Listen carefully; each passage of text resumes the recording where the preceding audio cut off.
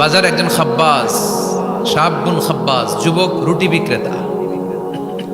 সে রুটি বিক্রি করে, চুলার মধ্যে রুটি সেকে।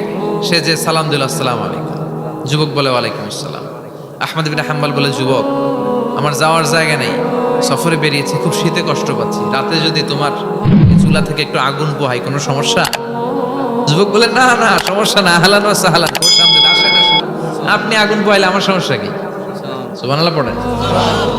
আল্লাহ শুকরিয়া করে উনি বসলেন আর আগুন পোহাচ্ছেন, আর খেয়াল করলেন যুবক রুটি বানায় আর পরে আস্তাগফিরুল্লাহ, আল্লাহ, রুটির দলা বানায় পরে আস্তাগফিরুল্লাহ, খামির বানায় আর পরে আস্তাগফিরুল্লাহ, রুটি নিয়ে উনুনের ভিতরে চুলার ভিতরে সেকা দেয় আর পরে আস্তাগফিরুল্লাহ, দোকানদারের কাছে কেউ আসলেই সে রুটি দেয় আর পরে আস্তাগফিরুল্লাহ, ক্রেতার কাছ থেকে টাকা নিয়ে ক্যাশ বক্সে রাখে আর কি পড়ে, আবার রুটি বানানো শুরু করে আর কি পড়ে, খালি এটাই পড়তেছে। ইমাম আহমদ ইবনে হাম্বল তো অবাক, কিরে এটা আবার কেমন যুবক, খালি আস্তাগফিরুল্লাহ। উনি প্রশ্ন করলেন, যুবক ঘটনা কি? আসার পর থেকেই তোমার দেখতেছি তুমি রুটি বানাও, রুটি বিক্রি করো আর পড়ো আস্তাগফিরুল্লাহ, মালাকা ইয়া শাবাব। যুবক বলে, আস্তাগফিরুল্লাহ আমার সবচেয়ে বেশি পছন্দের আমল, আমি সব সময় আঠার মতো ইস্তেগফারের সাথে লেগে থাকি আর সব সময় পড়তে থাকি আস্তাগফিরুল্লাহ, আর এর বদৌলতে আল্লাহ আমারে মুস্তাজাবুদ দাওয়া বানিয়ে দিয়েছে। সুবহানাল্লাহ। আহমদ ইবনে হাম্বল তো অবাক, আনতা মুস্তাজাবুদ দাওয়া, তুমি মুস্তাজাবুদ দাওয়া, রুটিওয়ালা।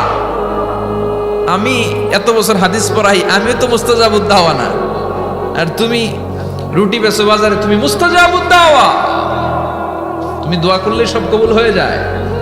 যুবক বলে, না আনা মুস্তাজাবুদ দাওয়া, আমি আমার জীবনে যত দোয়া করেছি কবুল করে নিয়েছে কে? আল্লাহ। সব দোয়া কবুল করে নিয়েছে আল্লাহ, একটা দোয়া ছাড়া। কয়টা?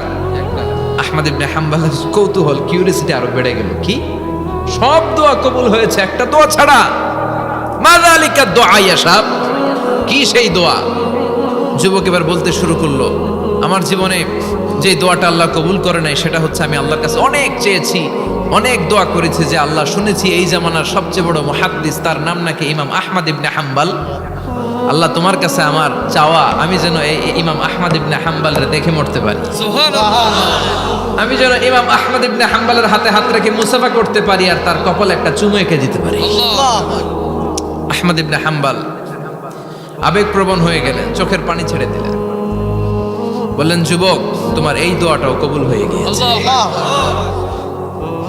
আহমদ ইবনে হাম্বলের দেখা সাক্ষাৎ পাওয়ার জন্য আহমদ ইবনে হাম্বলের বাড়িতে তোমার যাওয়ার দরকার নাই, আহমদ ইবনে হাম্বল তোমার দরবারে ছুটে এসেছে। আনা আহমদ ইবনে হাম্বল মুহাদ্দিসুদ দাহর, আমি নিজেই আহমদ ইবনে হাম্বল। যুবক চোখের পানি ছেড়ে দেয়, আহমদ ইবনে হাম্বল চোখের পানি ছেড়ে দেয়। যুবক চিৎকার মেরে ইমাম আহমদ ইবনে হাম্বলকে জড়িয়ে ধরে, হাতে হাত রেখে মুসাফা করে, কপালের মধ্যে চুমু খায় আর আল্লাহর শুকরিয়া করে বলে, ও ইমাম, আসলে এই দোয়াটাও আল্লাহ আজকে কবুল করে নিল। বিশ্বাস হয় সবসময় ইস্তেগফার পড়লে আপনার দোয়াগুলোর এইভাবে কবুল করে নিবে কে? এই পাঁচটা জিনিস পাবেন সবসময় যদি ইস্তেগফারের সাথে লেগে থাকেন। রাজি আছেন তো? এজন্য বিশ্বনবী সব সময় নামাজে সালাম ফিরানোর পরে পড়তেন আস্তাগফিরুল্লাহ। কি পড়তেন? 3 বার পড়তেন আস্তাগফিরুল্লাহ, আস্তাগফিরুল্লাহ, আস্তাগফিরুল্লাহ পড়তে রাজি আছেন?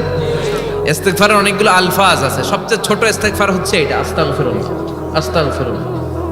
আরো আছে, আস্তাগফিরুল্লাহ আল্লাযী লা ইলাহা ইল্লা হুয়াল হাইয়ুল কাইয়্যুম ওয়া আতুবু ইলাইহি। বিশ্বনবী বলেন, এই ইস্তেগফারটা যদি কেউ পড়ে, আত-তাওয়াল্লি মিন ইয়াউমিজ যাহফ, যুদ্ধের ময়দান থেকে পালিয়ে আসা কবিরা গুনাহ। কি গুনাহ? কাফেরদের সাথে যুদ্ধ, আমি তাগড়া যুবক, তলোয়ার নিয়ে নেমেছি, আমার দেহের এক ফোঁটা রক্ত থাকা পর্যন্ত আমি যুদ্ধ চালিয়ে যাব, আমি ফিরে আসতে পারবো না, আইনটা কার? ফিরে আসলে কবিরা গুনাহ। বিশ্বনবী বলেন, যুদ্ধের ময়দান থেকে ফিরে এসেছে এরকম কবিরা গুনাহ অবলম্বনকারীও যদি আস্তাগফিরুল্লাহ আল্লাযী লা ইলাহা ইল্লা হুয়াল হাইয়ুল কাইয়্যুম ওয়া আতুবু ইলাইহি পড়ে, ওই কবিরা গুনাহকারীকেও ক্ষমা করে দিবে কে? পড়তে রাজি আছেন তো?